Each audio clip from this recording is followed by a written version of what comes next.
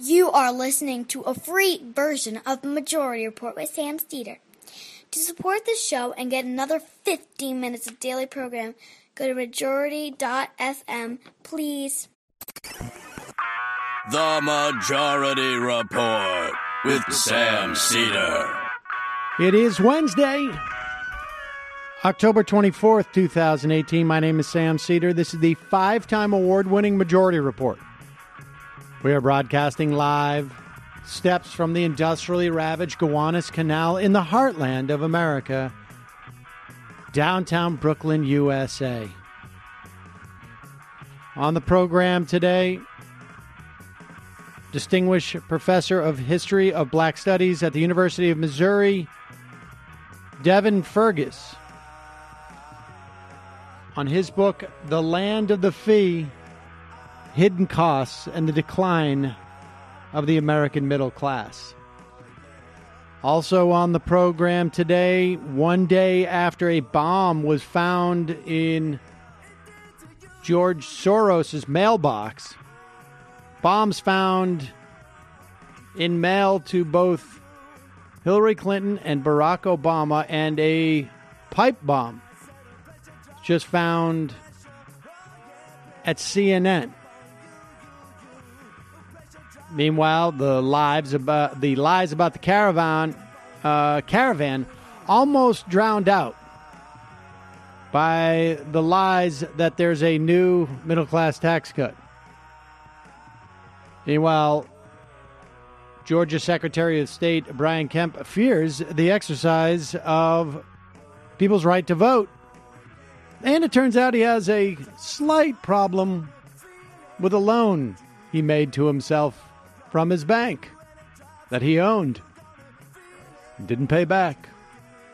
It's a good deal. It's a good deal. Nice. Good original concept there. And nice living if you can score it. Meanwhile, early voting in Texas setting records, but will it matter? And the Trump administration politicizing administrative judges on the board of veteran appeals. And white supremacist Richard Spencer turns out to be just as abusive to his own family as to anybody else. And the White House issues a comedically inept anti-socialism screed. And grift update, walks away from walk away. And the Creation Museum possibly headed to extinction. All this and more on today's Majority Report, ladies and gentlemen. We will get to that Creationism Museum story, because longtime listeners will know that this has been one of my bailiwicks for a decade. In fact, you know what? Maybe we should even hold off on it until we dig up. I did a couple of phone calls to the Creation Museum, I think the Answers in Genesis people, I think before it was even built. And back in the day when I used to make, I wouldn't call them prank phone calls, because I would very quickly at the beginning of the call say that this was being recorded for air. And I would introduce myself as a reporter from the Majority Report. Sometimes it was the family reporter. Sometimes it was the chastity reporter. That gets you... Back in the day, if you said you were from the Majority Report and you were the chastity reporter, there was basically nothing you couldn't get a fundamentalist Christian to tell you. Even if they thought it was going on air. I had one guy tell me that he thought a little bit of bullying of a kid who might be a little bit gay in school was okay. But maybe we'll dig those. That really upset you, Samantha. We'll dig those up. But and then when I launched this show, this iteration, I think maybe this is even before you were here, Michael. I would read. A listener had sent me, or I can't remember who it was. Maybe it was Kyle. Got me a book of the Creation Museum, and once a week I would read a segment of it so that people could find out where stuff really came from, instead of all that mumbo jumbo about coming from the water or whatever it was. So the idea that the Creation Museum may be in some way faltering, it's sort of fascinating. Because you would think, like, all that God stuff would be timeless. But apparently it gets a little boring after about 2 or 3 years. There's a lot of competition, too. Yeah. But we will get to that. And, of course, we had that report yesterday that the Hobby Lobby family, they got ripped off and bought 5 fraudulent Torahs, essentially Dead Sea Scrolls, that turned out to be not so much Dead Sea Scrolls. But they've got money to burn, and you got to appreciate when the grifter gets grifted. That's what the stuff movies are made out of. Folks, and of course we will get to these stories about these various bombs that are found, disturbing, super disturbing. We will get there in a bit. I should just tell you one of today's sponsors is newsvoice.com/majority. You all know about, in fact, I just wrote a really interesting piece by Matthew Iglesias. Those guys at Vox are writing some good, like, sort of cultural type of pieces these days that I'm enjoying. And this one he talks about the hack gap, which is another one of my bailiwicks, which is the liberal media back in the day when we used to talk of like the center left media was cowering from the right. I'm talking about the aughts, of course, and on the left there was no version of Rush Limbaugh. I mean, we certainly tried to build something akin to that, but there's no Rupert Murdoch ever. There's never been a left-wing version of Rupert Murdoch. I don't know that you could have one, but there isn't even a functional equivalent. Never mind, the same sort of qualities. But there's a new media company that's come up with their own response to some of these problems. It's called News Voice. It's an app for iOS and Android, which you can access for free if you go to newsvoice.com/majority, and it gives you a personalized news feed by aggregating a mix of mainstream media sources, international sources, and independent media sources.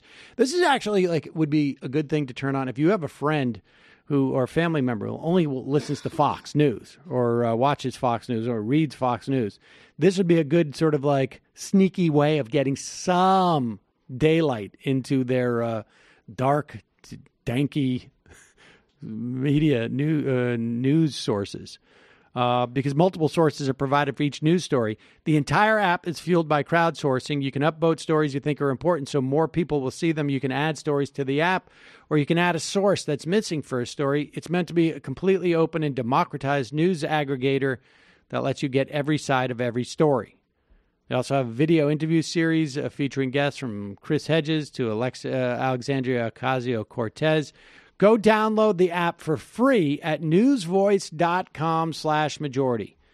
Put a link under this video if you're watching on YouTube, or if you're listening, you can find it in our podcast description. That is newsvoice.com/majority. All right, let's get to this. This was pretty stunning. Obviously, we are now less than 2 weeks away from the election. The president is lying about a caravan that is, 1,000 miles from the border of the U.S., but they're coming here quickly. They're walking at a fairly brisk pace. For your lake house. Yeah, exactly. To challenge the Constitution. And, of course, they apparently are not only coming to invade the country, but also to pass a middle-class tax cut that Congress hasn't even contemplated yet. That is according to the president. But still dealing with the implications of the Saudis being bold enough to kill a U.S. resident and fairly well-known columnist in the Washington Post in their embassy because he was critical of them, which gives you a sense of how sometimes these things happen, where leaders from foreign countries feel like, oh, the U.S. has basically said the gloves are off. We have no handcuffs on us anymore. We can do whatever we want. And then they sort of get it wrong. We have a history of stuff like this going awry when that happens.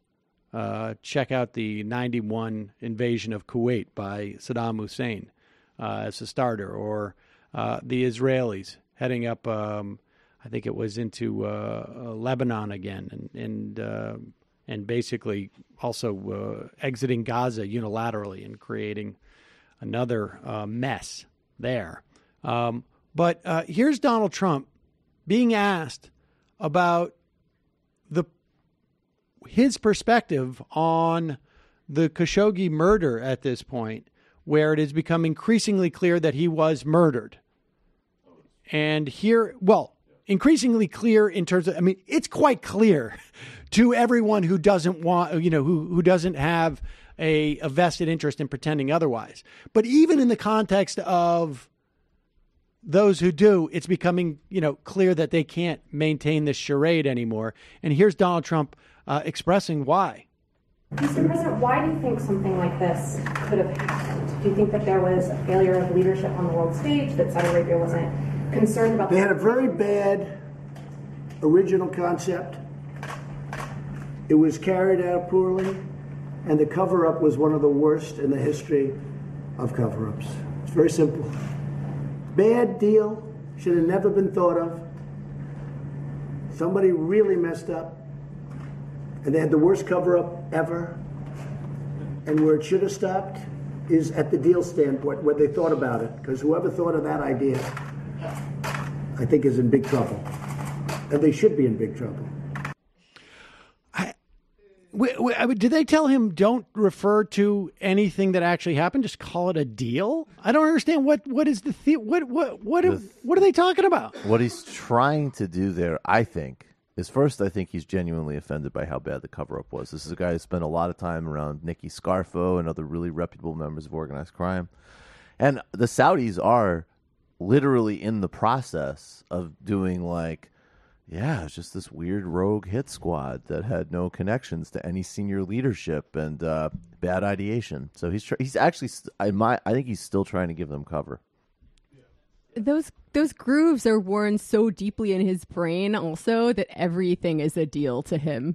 It sounded like he's on set. It sounded like he was on set at The Apprentice and basically talking about some attempt to sell hot dogs in Times Square. Hey, I wouldn't have done it that way. It was executed poorly. The Prince, the first couple of contests, you were so good. You did a great job on Yemen.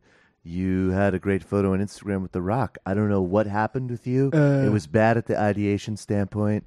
You're saying a heated ice cream spoon that you have to keep plugged into the wall. I'm just not buying it. I'm not seeing it. So, Mohammed bin Salman, you're fired. It really did sound like that. It's almost like we got to address this, but you can't say anything of actually what happened. This is what it's like to have a business. This is what the one thing I can do. Don't worry, I got it. First of all, everybody can agree it was a bad deal. Bad deal. Finally, poorly executed. Poorly executed. I'm sorry. No pun intended. Yeah. This is the type of deal you could have easily set up a fake car accident. There's a lot of traffic. Yeah, blame it on a woman driver. What do you think? Then that could reinforce the whole point of Saudi policy. You guys just weren't thinking. Frankly, it was a mess. Mohammed. So what? I don't understand. What does he think that they're setting up? They're saying whoever came up with the idea is going to be in big trouble, and that's going to be some guy, one of the guys who came in, the 15 guys. That's what he's saying. His rogue idea, and that was a bad deal. That's what he's saying. Right. But no one's going to believe that. Who is this for now? Well, who it's for potentially is the king has actually been coming back into public. He's very old, and he hasn't been on TV much because they give it all to the prince. He's coming back and being like, all right, I'm still in control here.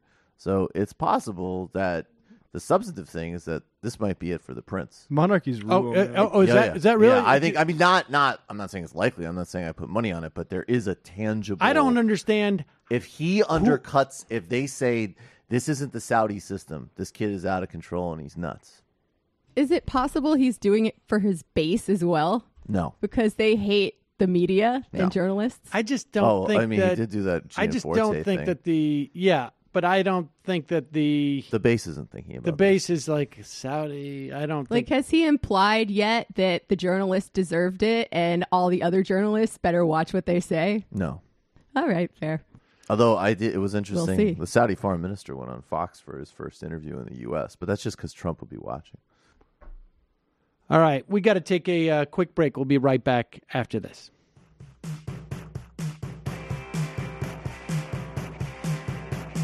Let's go get out in the street. Somebody's gotta. Let's get the stars to align. Power labs of slaughter. And the photographs. Their eyes make a signal pad. And the feeling goes on and on and on and on and on and on and on and on.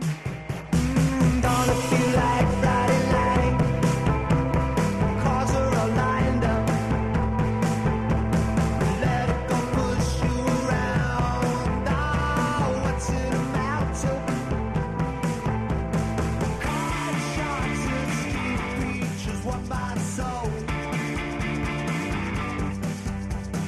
Upsellers and palm readers want my soul. Post-sermon socialites, park chanters and skin tights. All they want's my soul, yeah, they want my soul.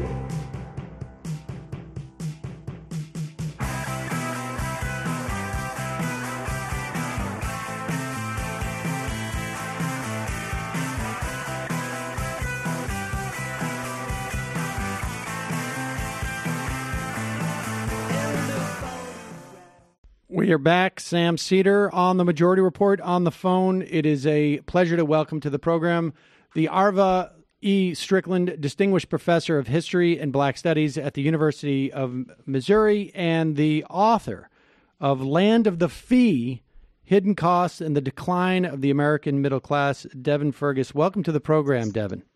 Pleasure to be with you, Sam. I wish it could be on a bit brighter topic and subject, but it was a pleasure to be with you nonetheless. Well, what was it that led you to look at? Well, maybe we should define fees first, just so that we get a sense of what we're talking about. Sure, absolutely. I use this expense definition of fees. So by fees, I'm talking about any cost or expense which is in addition to principal. The private sector, for instance, plays kind of a shell game in order to sort of circumvent regulators often. And so, for instance, when Payday Loans first hit the market in the early 1990s, one of the ways in which they tried to circumvent, especially sort of state and some level federal regulators, by saying, no, we don't charge interest rates, so this isn't usury. These are actual fees. These are sort of administrative costs, administrative fees. And so again, the use, my use and application of fee is sort of an expanded one. It's anything that's in addition to principal. So, for instance, an origination fee, as I gave the example with the payday lending industry, it could many times really be a fee as a de facto APR or interest rate.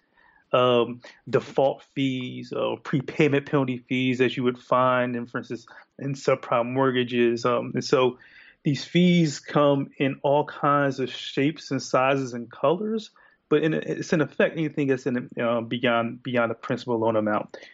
And we see fees in the public sector, right? Fee as this sort of proxy for taxes, and we can have that kind of brief conversation if you want to as well. Well, I mean, I remember that back in the day when Mitt Romney was governor of Massachusetts and he promised no new taxes, and then he just basically instituted a ton of new fees. I mean, the big problem, it seems to me, with fees as opposed to taxes is that fees are far more regressive in terms of a form of revenue for the government, and also far less, I guess, transparent. You hit the nail on the head. I was gonna weigh with the transparency argument, but you already did it precisely. Far less transparent. And often we find with fees that they're often difficult and almost impossible to opt out of. And so the implication of a fee is that a fee is sort of item driven. But we know, let's say, with higher education, so the state of California may not raise its tuition, but they sure as heck raise their fees. I'm a university professor. Students at the University of Missouri have to pay tuition, but there are these in-cost fees, and if they don't pay the fee, the user fee, they cannot sit in my classroom. And so the implication is that fees are sort of an itemized sort of thing, an a la carte sort of thing, but in reality, these fees are often some critical integral to the cost of a product, and it's impossible to opt out of. In the same way that often taxes are. So absolutely right. Mm-hmm. So you've, I mean, I feel like you have already half answered this, but just give us a sense of the size of and the importance of these fees in a broader story for particularly the middle class. Sure. And so what we find is that, again, the cost of these fees cost over $1 trillion per U.S. house. I mean, not per U.S. household, for the U.S. And broken down to, let's say, an individual median income eats up at least almost half of their income. And so I'm talking about particularly fees, and this is point two to point out, Sam. My work really looks at often fees in critical areas of upward mobility. So I'm not necessarily talking about, let's say, a cable user fee or something like that. And that's important and significant, or a cell phone fee. Again, I wrote a piece a few years ago for New York Times about the rise of phone fees. But I'm primarily talking about fees that are essential areas of upward mobility. The fees associated and then things like housing or higher education. Fees that are linked to employment, and we could sort of talk about the ways in which the private sector, the most ubiquitous and common response to issues of wage stagnation. And then what takes us from home to school and work, fees that are associated or attached to transportation. Particularly, employers want people with, quote, reliable transportation, i.e. a car. And that's what employers mean by reliable transportation. And then there are fees that are associated with, again, the automobile, particularly, or insurance fees. And so what we find is that not just they have fees sort of escalated in all areas, but particularly these four spheres in which have been critical for upward mobility: housing, education, and employment, and what takes us from home to school and work, the automobile. And these fees have created obstacles for barriers for entry into the middle class. And they've also worked to actually erode the middle class in various ways. Let's talk about this is timely. I think my audience is aware that I had a debate with a guy who, I don't know, you may be familiar with. He spends a lot of time on college campuses from Turning Points USA about sort of about the middle class and some of these things. Particularly, we got into the housing crisis and the subsequent financial crisis in 2008. Let's talk about housing first in terms of these fees and what the implications are, and how, in many respects, I mean, I am familiar with some aspects of how the fees drove this crisis, and that we've talked about on this program, both, I think, in the origination of mortgages, but also even in the wake of the crisis, the allure of fees for a lot of these banks was greater than their desire to refinance or to I should say amend existing mortgages under HAMP. But tell us where fees play the most impact in the story of subprime. Sure, absolutely. And so what we found with, for instance, the rise of the subprime mortgage market is that all of these the subprime mortgage loans or products which had these creative or toxic instruments, prepayment penalties, which is one of my favorite sort of financial instrument, mortgage toxic. It's sort of counterintuitive. It penalizes someone for paying their bills earlier on time. And so, I mean, that would be sort of one example. The balloon payment fees, as well as adjustment rate mortgage sort of charges or fees. All of these aspects and products that are associated or attached to subprime mortgage, all of them increase the likelihood that a borrower would go into default. And so, again, each of those aspects that were associated or attached to the subprime mortgage. And you're precisely right. Initially, subprime mortgages get marketed to people who have less than stellar credit scores, i.e. something less than sort of 660, but it becomes so profitable that by the time we get to the financial crisis, the average prime borrower was being sort of shunted into or channeled into the subprime mortgage market just because of the profitability of these subprime mortgages.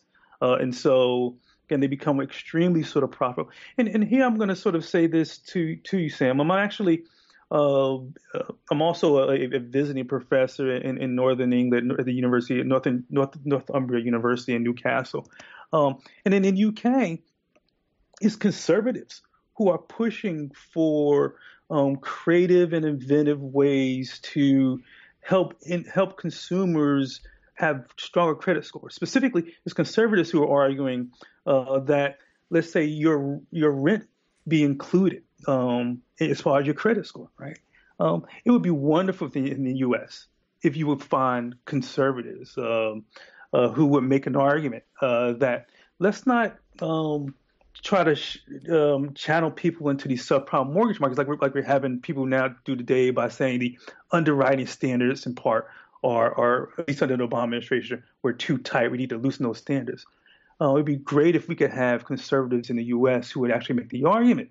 Let's redefine what's a quality credit history, and not simply look at the history of mortgage borrowing, mortgage lending, but look at people who pay their utility bills on time, pay their rent on time. Those kind of ways could, if you use that, it would actually help borrowers increase their credit score, which would mean that fewer borrowers would actually be shunted into these subprime, or now it's called non-prime markets. There's a thorn by a different name is still a thorn. Right. Now it's called non-prime mortgage products. And so it'd be wonderful if conservatives in the U.S. Would take a page out of conservatives, at least in the UK.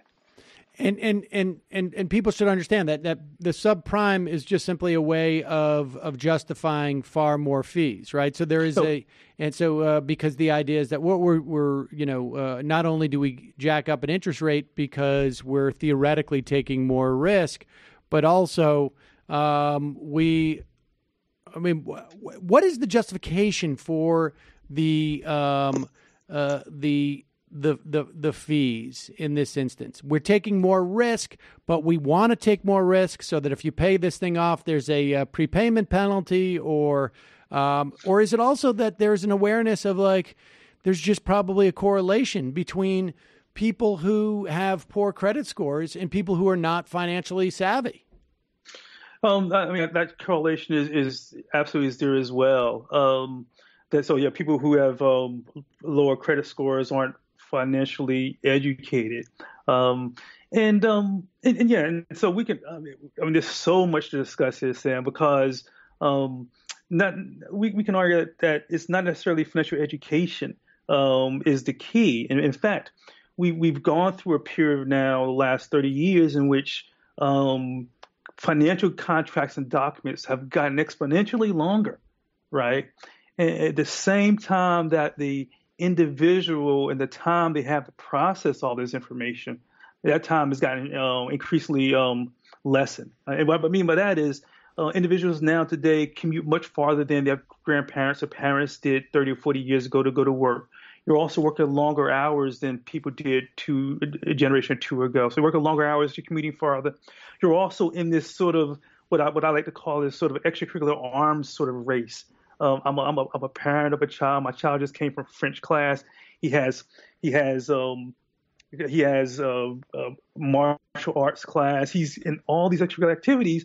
Why? Because he's competing against other kids of the same sort of class in cadre. And so we experience now is that individuals have less time than ever before to read and process these complex financial documents, which have actually gotten much longer over the last generation. And so how do you square this circle? And the way you square this circle is by bringing in financial regulators and having them delegate responsibility. And now the private sector understands that there's a process of information asymmetry, that you have less time to process this information, and that financial literacy is really a canard or a red herring because of for sundry reasons. Some I sort of laid out, others we can sort of get into, and so they take advantage of borrowers across, I'd say, the income spectrum, but is most devastating on historically vulnerable populations. And the Consumer Financial Protection Bureau went a long way in requiring more plain English and shorter forms, particularly, I don't know as much for mortgages, although there was certainly reforms in that process, but across the board on some of these contracts, particularly I think it was, like credit card contracts and whatnot. Absolutely right. And we see what's happened there with the current acting director Mulvaney, at least, going through a process of catch and kill negative reports by his staff, who come out with negative reports about the industry. And so and this is one of the great ironies, right? For a long time, conservatives have made the argument, we don't need regulation, we just need greater, fuller disclosure of financial information and let the consumer decide. And what we experience now in the last few months is actually these sort of same pocket or slice of conservatives providing less information through this via these catch and kill of reports that CFPB have been trying to put out, but again, Mulvaney and others, as well as Betsy DeVos, who's an education department, have been catching and killing and suppressing. And so, yeah. And let's talk about student debt. You bring up Betsy DeVos. One of the things I know the Trump administration has done in terms of deregulation was we have this massive problem in this country that it was actually quietly, I think one of the things that the Obama administration was doing quite well was beginning to crack down on what is not 100% a scam. Nothing ever is. But the for-profit university industry is largely an extraction machine trying to extract public money via student loans to students, and they tend to be a little bit older students who are going to these universities ostensibly to increase their earning potential in the business world. There's very little data to support this, and there was a regulation that if you were an institution that was putting out was handing out diplomas to people and they would go back into the workforce and there was no return on investment, you had certain limitations as to how much revenue you could derive from student loans. And Betsy DeVos basically said, "Oh, we're lifting that. You can keep pumping out people with essentially with a product that is defective, and we'll still keep giving you money." Talk to us about how the student debt bubble grew and what the implications are, and particularly in the context of fees. No, you're absolutely right. And the origins of the growth of the student debt bubble really dates back to the Reagan administration. And here I'm going to sort of take just a bigger, broader step back and have a look at a sort of almost a sort of meta view.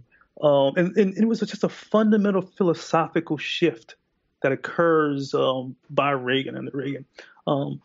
And so the architecture of the financial aid program really sort of gets in place in the 1950s under Dwight Eisenhower. Now, a Republican. Now, Eisenhower wasn't some flaming liberal, but actually in many ways was sort of reticent about even the financial aid program. But he sees the value of financial aid for college students, particularly as a means to address national security issues. And so Eisenhower and others sort of erect the financial aid system. And so since the 1950s, the financial aid program system has been a bipartisan sort of project of both liberals and conservatives. And those who are students of U.S. history know about the consensus era of American history. And this is sort of a reflection of that. So, but in the 1980s, what you find is a fundamental and a dramatic shift by conservatives who begin to see the expansion of financial aid in its existence to students, and begin to see students not as future tax contributors, as Eisenhower and others saw, Eisenhower and obviously Lyndon Johnson, but in the 1980s begin to see students as tax eaters, not as future tax contributors, but as present day tax eaters. And imagine and looked at and use a rhetoric of using students as similar to those who are on welfare, so the welfare queen or the unemployed father who's bilking money out of the system, or grandma on Medicaid, and basically sort of lump the college student in with quote unquote the undeserving poor.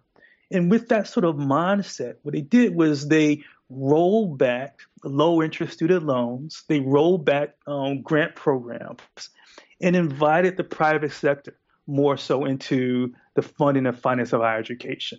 And that invitation to the private sector gets enlarged in the 1990s under Clinton, but primarily it's actually radical Republicans who do it. And remember the Congressional Republican Revolution of 1994. And they basically pushed back against something called direct lending in the 1990s. And they really muzzle Clinton and those who are pushing for direct lending, and they expand the private sector market and push back against sort of government regulators in education. And what we find with this rollback of direct lending in the 1990s is that elaborate, if you could, on direct lending. Just explain to us what that program is. Sure, and I'm going to sort of say that direct lending is almost as it sounds. And so rather than a system in which so direct lending is basically where the government lends money primarily from the Treasury directly to college students, or gives it to the financial aid office in the college, and then they disperse it to college students. And that system really cuts out the middleman. It cuts out, for instance, the subsidy. Banks which might be subsidizing the loan. It often cuts out the loan servicer, and so it was more of a direct lending from government to the student.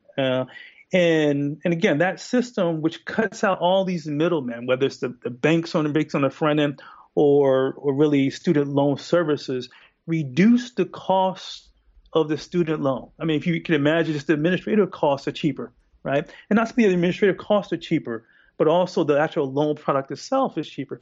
Now, let's imagine this, Sam. Because the loan itself is cheaper, it means that the student who has to pay back that loan has to pay back less.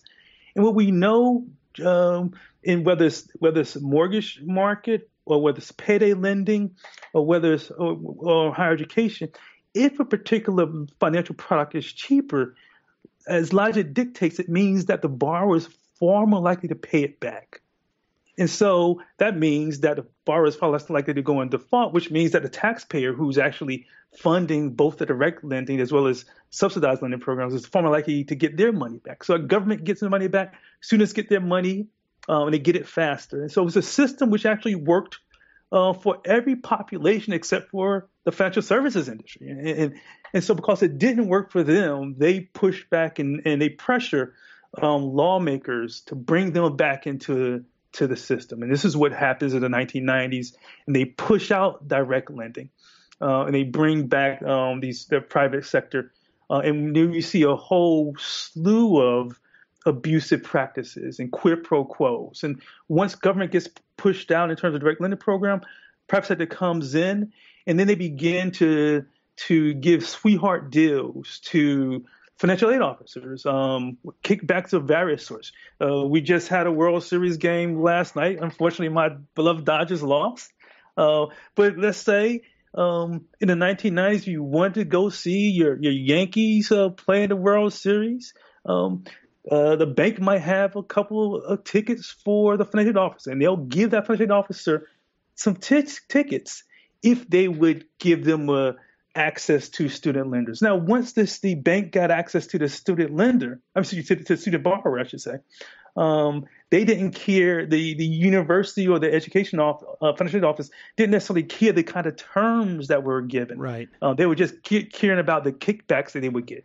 And this is a system that existed from the 1990s through the 2000s, and we see several state attorneys general with lawsuits against various student lenders through this system. That was the abusive system, and the great shame is that DeVos and the Trump administration want to go back to this sort of wild west sort of attitude of the 1990s and 2000s, where there's all this abuse taking place. We see the origins and rise and spread of student loan abuses and student loan debt. So, all right. So, just to make it clear, and also to take the opportunity to state that I'm a Red Sox fan, and so I'm very happy about last night.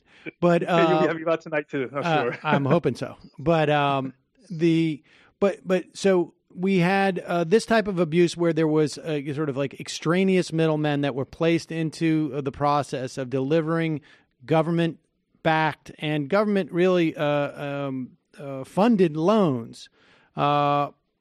We threw that off. We still obviously have a huge debt problem, but now we're starting to see first the sort of the first order problem we have is fees that are generated and extraneous from private debt collection agencies that are now making their return back, following the Obama administration, where there was a significant push that, to the extent that it could be done just through executive order, to push a lot of these people out from the loan process. We still have a massive problem with loans, obviously, and a problem with the rising costs of education. But this is sort of like an added on attribute. And so what is that? Do I have that history right, that they were pushed out of the industry to a certain extent and they're being brought back in?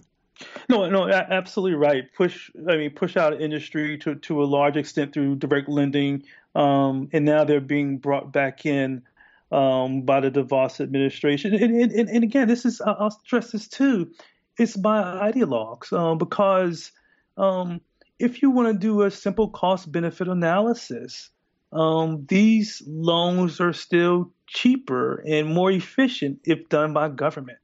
And so if they're really concerned about what's the more efficient sort of product, it would be to keep the middlemen out, and to have a direct lending program.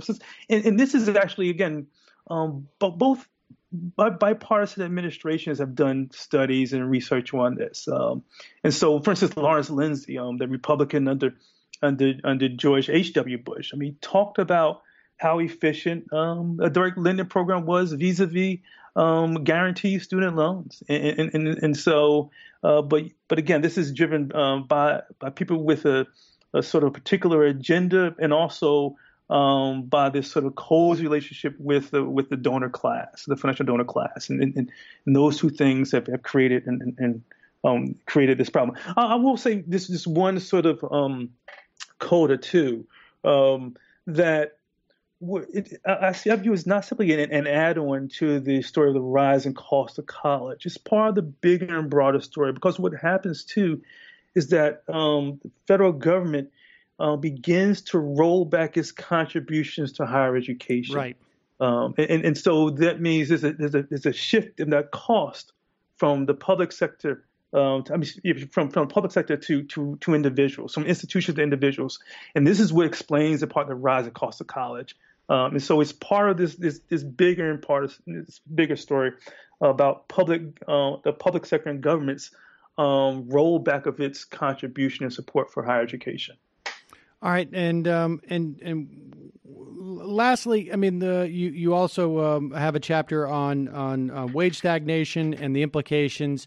I mean, again, it's almost, there's always like sort of a push and a pull, right? Like this dynamic where the federal government rolls back funding for publicly subsidized colleges, states cut back on this. Therefore, loans come in to fill that delta, because students now are required. They have more responsibility to pay those fees, and then that gives the opportunity. I mean, the fees to actually go to college tuition, and then the private industry comes in as like barnacles on this transaction as a way of like stripping more cash out of that system. And on some level, that's what we see too with the idea of like payday lending, is that on one hand, you pressure. There are forces that create wage stagnation, and then the other hand, you come in with a sort of a neoliberal solution, as some would characterize it, which is like, oh, we're going to loan you money so that you don't actually need to get paid, but we're also going to make a lot of money off that transaction. It's going to throw you deeper into debt, and so you'll be a repeat customer until one day when you can't. Oh, no, you've summarized it very well. So there's very, very little I can really add to that. You're absolutely right. The rise of payday lending is really the private sector's most common, ubiquitous response to the generational crisis of wage stagnation. And I say most common response because there are more payday lenders out there than McDonald's and Starbucks, and studies show McDonald's and Starbucks combined. And so they're common, they're almost everywhere. And payday loans, unlike a credit card, payday loans is expressly designed to address the issue of lack of money from income. And so that's why it's called a payday loan. It's the loan.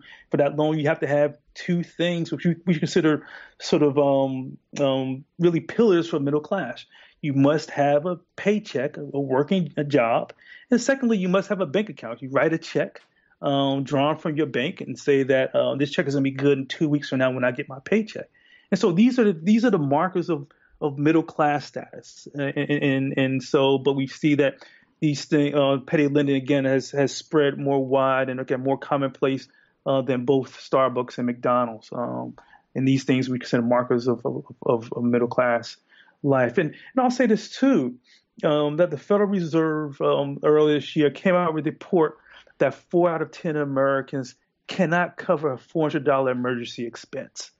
And so while we think of payday loans as something that other people might take out, realize that nearly half of Americans now are really living from paycheck to paycheck and lack $400 to cover an emergency expense. So many of us are just one job loss or income shock away from a payday loan. And so it's something that really does open itself up to more consumers than those who are actually taking out the loan itself.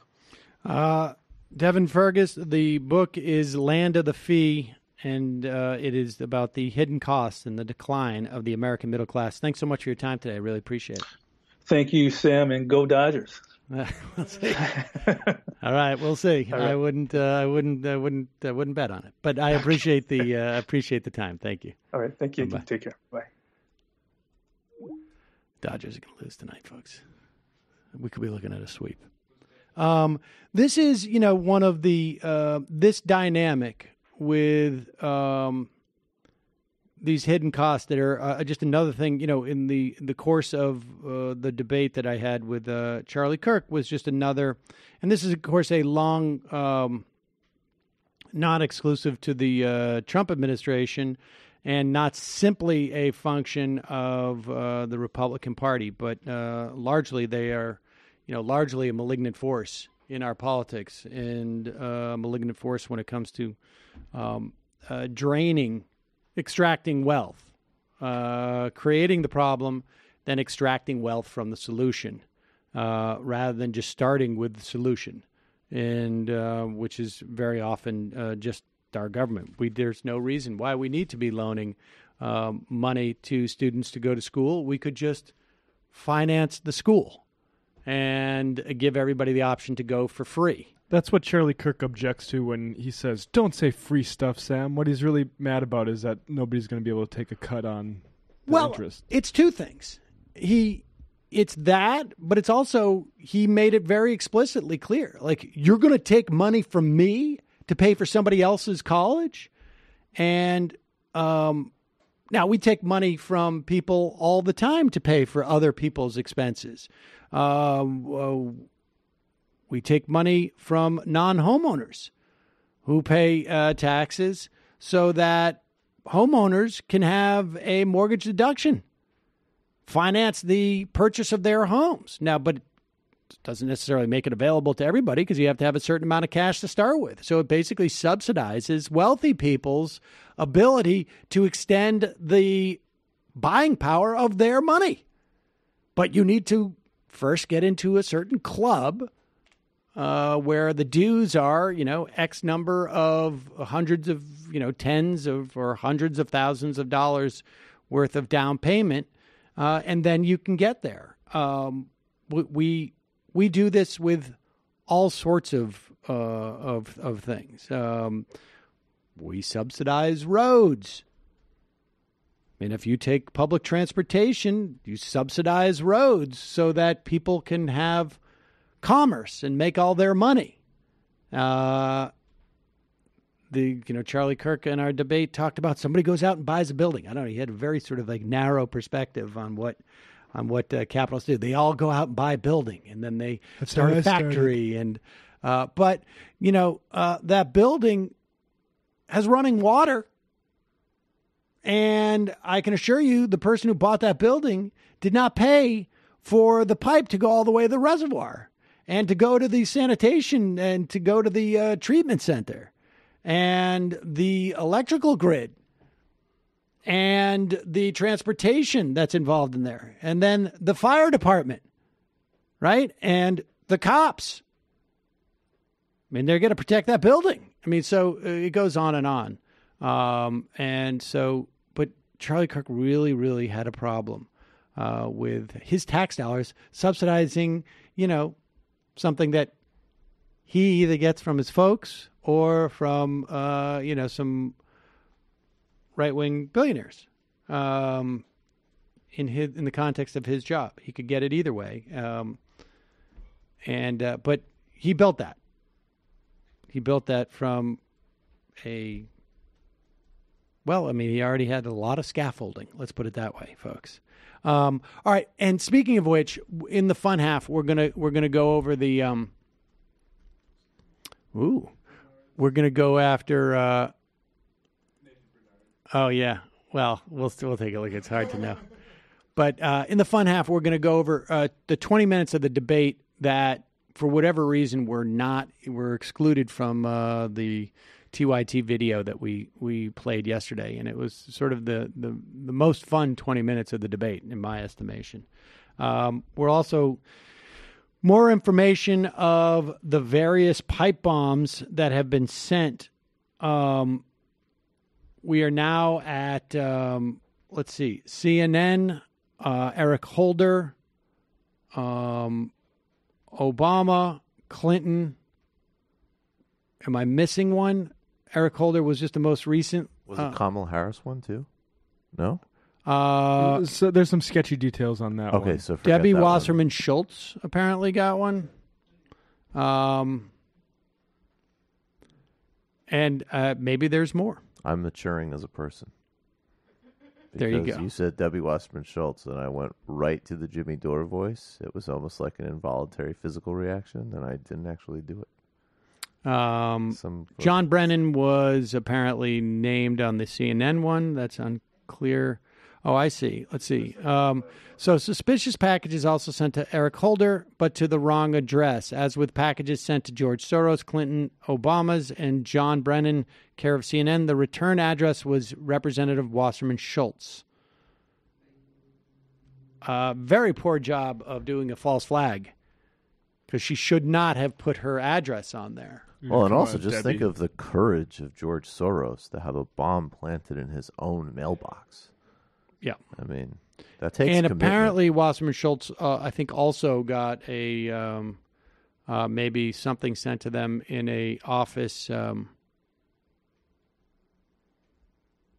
in one of her campaign offices. All right, we'll continue to follow this story and others as we go. Fox had one of those really unfortunate moments, and we will regarding this, and we will cover that too in the fun half. Folks, just a reminder, this program relies on its members for its support. Every day we try and bring you an interview that will teach you something that you didn't know about either political philosophy or the way our government works or the economic system that we live in, or what's going on with the campaigns. And it is your support as a member that makes it possible. You can become a member at jointhemajorityreport.com. As a way of saying thank you, we give you extra content every day. So jointhemajorityreport.com. Also, justcoffee.coop, fair trade coffee, tea, or chocolate. Use the coupon code majority, get 10% off. Our longest term advertiser on this program. Probably only been a handful of shows where I've never mentioned their name at the end since day, maybe one. I can't remember. Last night was Tuesday night. Michael, you had a program, is my understanding. What happened? Indeed. We talked about the Madrigon Collective, which is one of the largest, maybe the largest cooperative business zone in the world in the Basque region of Spain. And it employs a lot of people, and it shows that worker cooperatives not only might be helpful in transitioning economies on a macro scale, but they actually compete pretty well inside the marketplace as it is today as well, while employing more people. Then Brian Mayer, co-editor of Brazil Wire, we talked about the WhatsApp bulk buying scandal and fake news in Brazil. The political... Wow. That's kind of... I don't know, that's amazing. Yeah, no, that... I want to get a Lava Jato t-shirt. I want to get a Lava Jato t-shirt. We also did a little bit of cross-border solidarity and dunked on Jimmy Dore, because Jimmy Dore credulously embraced the car wash Lava Jato investigation. The vigilant U.S. Imperial PSYOP. Which literally was an Sentinel. arm of the U.S. Justice Department. And part of the breakdown is that while Lula governed in a way that wasn't hurtful to Brazilian business, he certainly pissed off Chevron and Exxon by not letting them drill on Brazilian offshore oils or privatizing Petrobras. And we did that, and we also had a very, very fun postgame.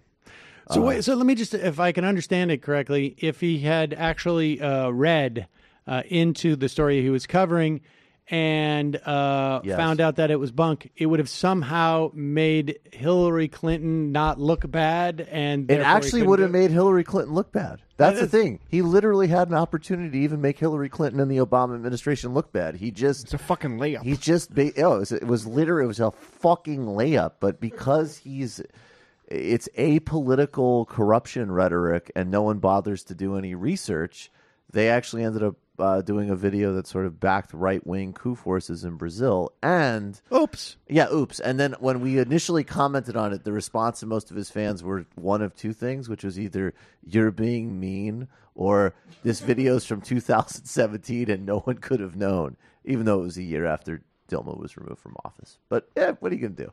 We're assholes for sure. God's working on all of us. Yeah, God's working on all of us. Super mean. Yeah, super mean. And Jamie, please tell me that the Intifada was not mean this week. We're never mean, Sam. There you go. We act learn a lesson, Michael. Purely on only the purest hate, which springs from the purest love.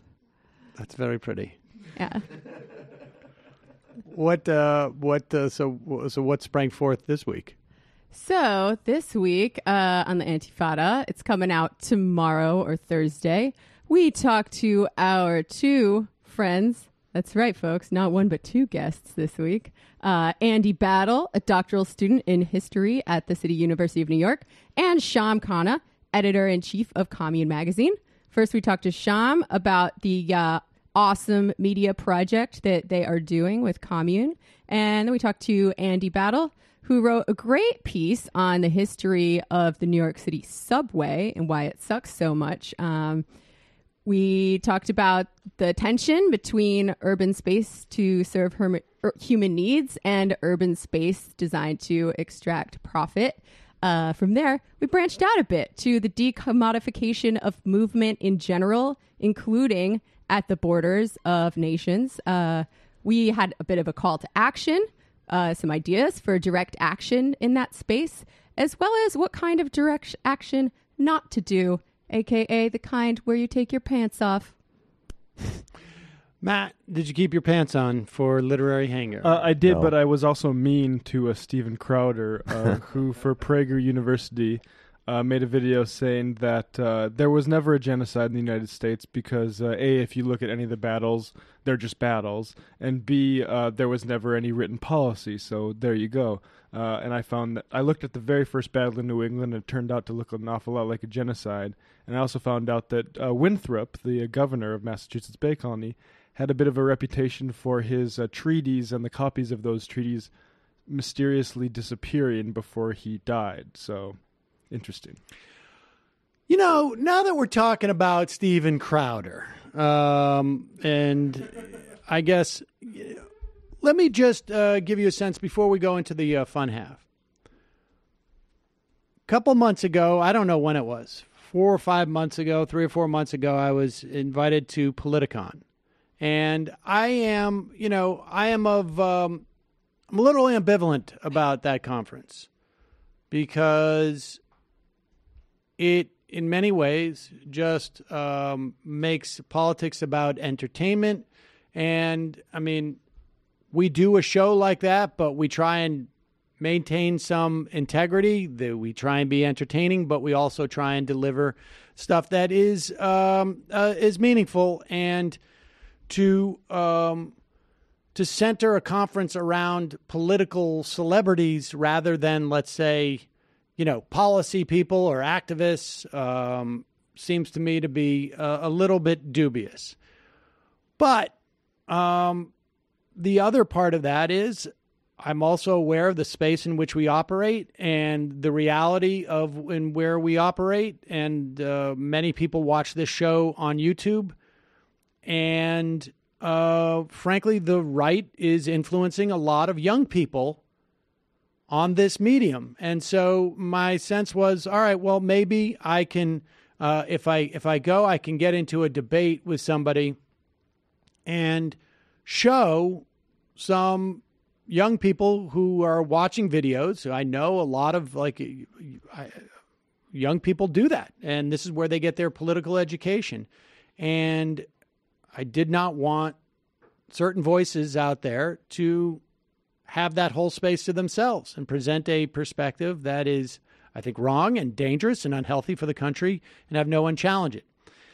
And so when they asked me if I would come, I said, yeah, I will if I can debate someone. And I was trying to think about who I would want to debate.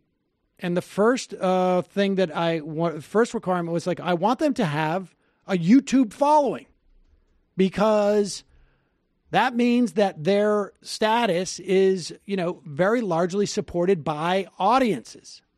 And I want to reach their audience. Now, of course, I threw out Dave Rubin, and I was told that he's not coming. And which was a smart move. Competition would start kicking in.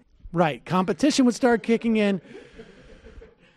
And there was I think at one point they said, what about Milo Yiannopoulos? It was one of the first people they wanted to hook me up. And I was like, no, why would I debate this guy? No one cares about him anymore. No one watches him. Yeah, I'll debate him for Politicon 2016. Well, 2015. Yeah, exactly. I mean, the point being that my agenda was to separate someone from their audience in some measure. Not the entire audience, just a portion of it that might be gettable.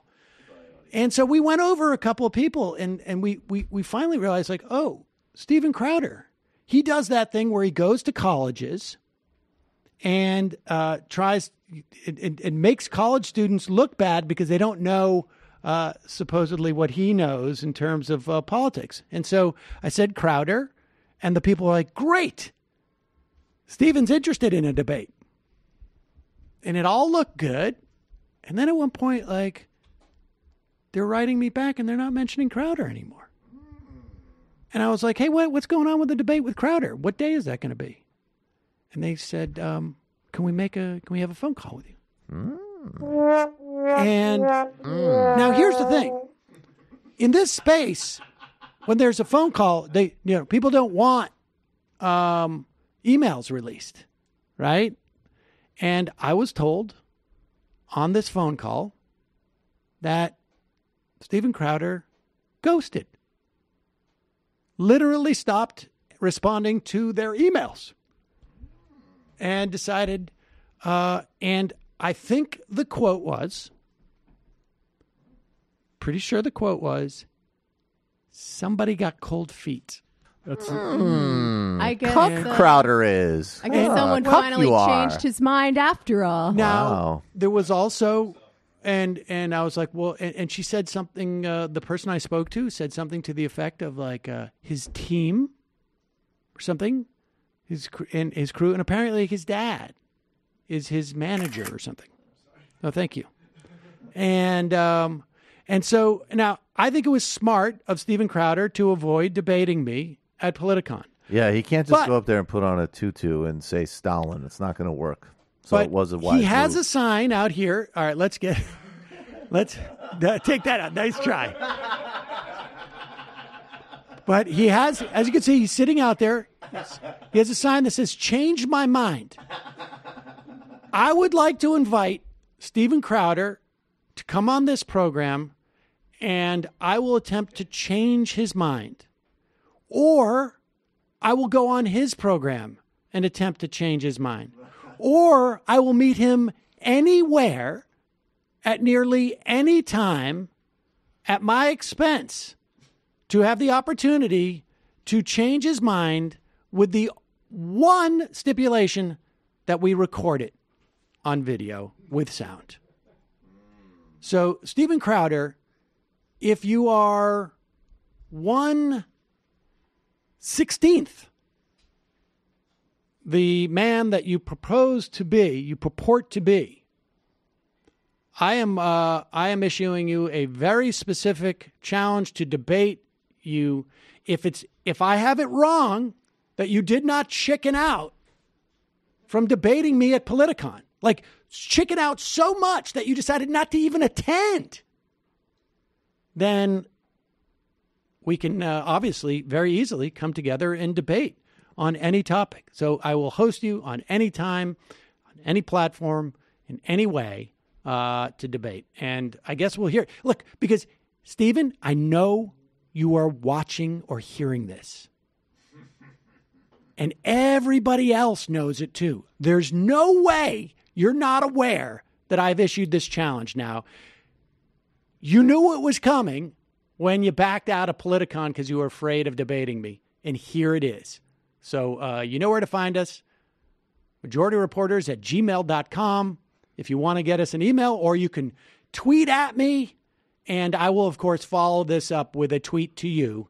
And I imagine, I don't know if you'll block me or mute me, but I'm sure somebody's going to get you the message. So, Steven, we'll see you soon. and maybe I'm speaking out of turn here, but you can wear your Not Gay t-shirt and you can have an opening statement, right? You'll let him have the opening statement, I'm assuming. Oh, sure. Yes. Right? And also, I'm willing to have you can interrupt any time that Sam is lying or get a fact wrong. All right, let's take a quick break. Head into the fun half. Be right back. You are in for it. All right, folks, 646-257-3920. See you in the fun half.